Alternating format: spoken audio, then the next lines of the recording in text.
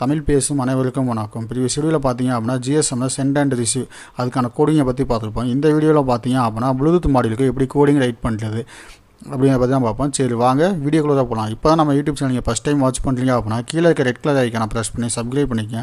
கூடவே பக்கத்தில் இருக்க பெல் ஐக்கானை ப்ரெஸ் பண்ணி ஆல்னு கொடுத்துங்க. அப்போ நம்ம யூடியூப் சேனலில் போடுற வீடியோஸ் உங்களுக்கு இமீடியட் நோட்டிஃபிகேஷன் வந்து அப்டேட் ஆகும். இப்போ நான் உங்களுக்கு வந்து என்ன பண்ணுவேன், கூகுள் வந்து இமேஜஸ் எடுத்து ஷோ பண்ணுறேன் பாருங்கள். இதில் வந்து பார்த்தீங்க அப்படின்னா state, RXD, TXD, ground, VCC, enable. Okay, maximum நம்ம ப்ளூடூத் மூலமாக என்ன பண்ணுவோம், டேட்டாவை வந்து ட்ரான்ஸ்மிட் பண்ணுறோம். அது மைக்கோட ரிசீவ் பண்ணி ஒரு எல்இடியோ இல்லை ஃபார்வர்ட் டிவைஸ் ஒரு ரோபோட்டை நம்ம என்ன பண்ண போகிறோம், கண்ட்ரோல் பண்ண போகிறோம்.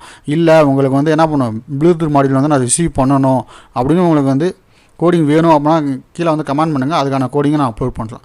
ஓகே, இப்போதைக்கு நான் ரைட் பண்ணிக்க வந்து என்னென்னா ப்ளூடூத் வந்து நான் டேட்டாவை சென்ட் பண்ணேன் அப்படின்னா டேட்டாவை வந்து என்ன பண்ணணும், ரிசீவ் பண்ணணும், மைக் அக்கௌண்ட் வந்து ரிசீவ் பண்ணணும் அப்படிங்கிறத நான் ரைட் பண்ணியிருக்கேன். ஓகேவா, அப்போது ப்ளூடூத்தில் வந்து பார்த்திங்க அப்படின்னா ஸ்டேட்டு, ஆர்எக்ஸ்டி, டிஎக்ஸ்டி, அதேமாதிரி கிரவுண்டு, விசிசி. நீங்கள் என்ன பண்ண போகிறீங்க அப்படின்னா விசிசி, கிரவுண்டு, டிஎக்ஸ் இதை மட்டும் கனெக்ட் பண்ணால் போதும்.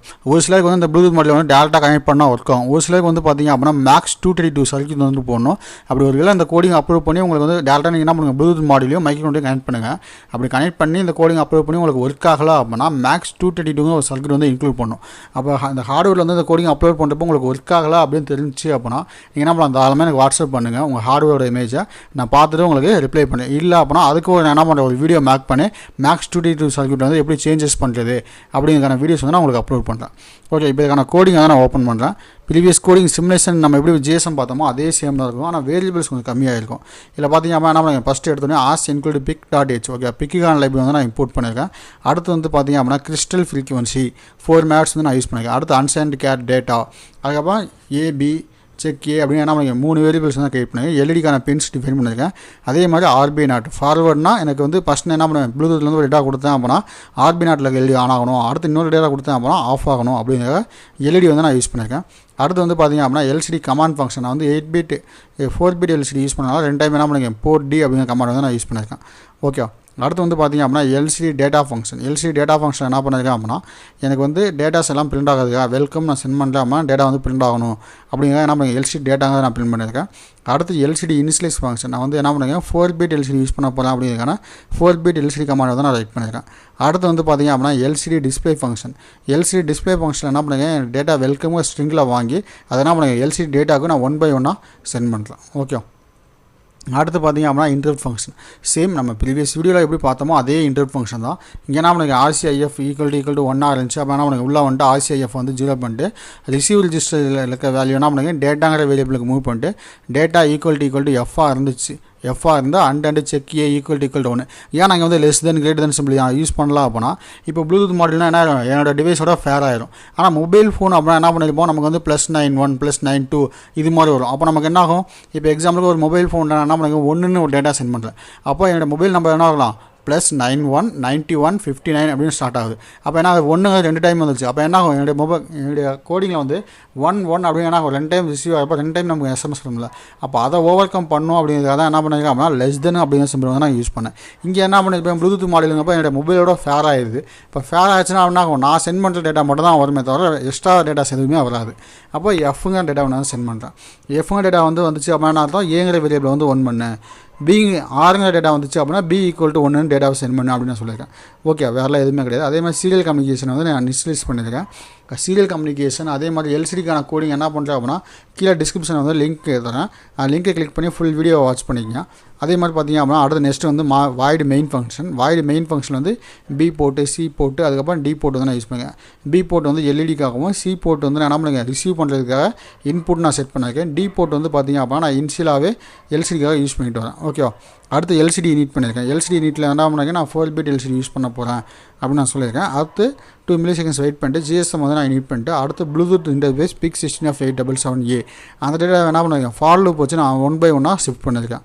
வேறுலாம் எதுவுமே கிடையாது. அடுத்து பார்த்திங்க அப்படின்னா wait for message previous coding நான் எப்படி ரைட் பண்ணணும் அதில் வந்து என்ன பண்ணுங்க சம் மாடிஃபிகேஷன் மட்டும் தான் பண்ணியிருக்கேன். தவிர கோடிங் வந்து நான் புதுசாக ரைட் பண்ணவே கிடையாது. ஓகே, ப்ரீவியஸ் கோடிங்கில் வந்து எப்படி ஜிஎஸ்எம் கோடிங் இருந்துச்சோ அதே ஜிஎஸ்எம் கோடிங் தான்.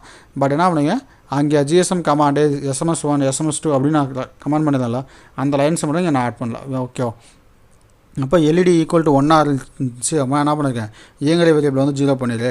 எல்சிடி கமாண்ட் வந்து எல்சிடி வந்து கிளியர் பண்ணிவிட்டு ஃபார்வர்டுன்னு பிரிண்ட் பண்ணேன். அதுக்கப்புறம் செக் ஏ ஈக்குவல் டு 1. அடுத்து என்ன பண்ணியிருக்கேன் பி ஈக்குவல் டு 1 இருந்துச்சு அப்படின்னா எல்இடி வந்து ஆஃப் பண்ணிவிட்டு எல்இடி ஆஃப் பண்ணி வந்து டிஸ்பிளே பண்ணிருக்கேன். வேறெல்லாம் எதுவுமே கிடையாது.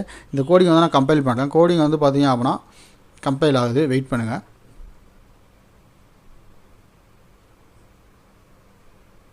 இப்போ வந்து பார்த்தீங்க அப்படின்னா பில்டு சக்ஸஸ்ஃபுல்னு வந்துருச்சு, இல்லை எந்த இஷ்யூமே இல்லை. அப்போ கோடிங் வந்து நமக்கு என்ன ஆயிடுச்சு கம்பைல் ஆயிடுச்சு. இப்போ இதுக்கான சிமுலேஷன் வந்து நம்ம ஓப்பன் பண்ணுறோம். இதுக்கான சிமுலேஷன்லையும் பார்த்தீங்க அப்படின்னா இதில் 2 விர்ச்சுவல் ரிமேலுக்கு போல ஒரே ஒரு விர்ச்சுவல் ரிமேல் தான் இருக்கும். இப்போ ப்ளூடூத் TX இதெல்லாம் ட்ரான்ஸ்லேட் பண்ணால் என்ன ஆகும் மைக்ரோகண்ட்ரோலர் ஒன்லி ரிசீவ் மட்டும் தான் பண்ணும். இப்போ இதுக்கான கோடிங் வந்து நான் சிமுலேஷன் வந்து ப்ளே பண்ணுறேன்.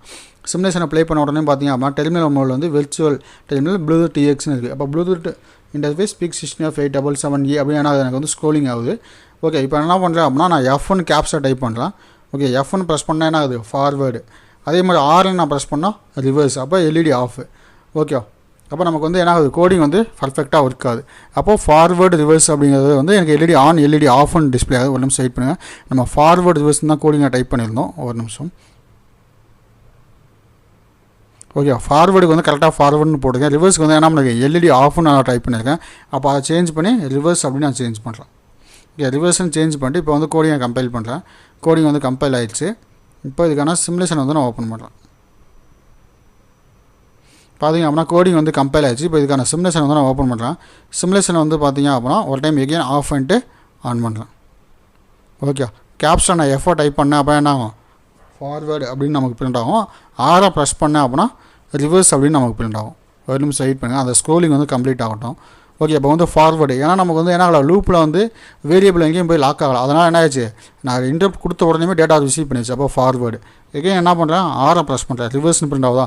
அப்போ நம்ம கோடிங் வந்து பர்ஃபெக்டாக இருக்கும். இந்த கோடிங் ஏதாவது டவுட் இருந்துச்சு அப்படின்னா நம்ம தாராளமாக கீழே கமெண்ட் பண்ணுங்கள். அந்த கமெண்ட்டை பார்த்துனா உங்களுக்கு ரிப்ளை பண்ணுறேன். அதே மாதிரி இந்த வீடியோ பிடிச்சிருந்துச்சு அப்படின்னா ஒரு லைக் பண்ணுங்கள். அப்போ தான் எனக்கு அடுத்த வீடியோஸ் போடுறதுக்கு ஒரு மோட்டிவேஷனாக இருக்கும். Okay friends, thank you.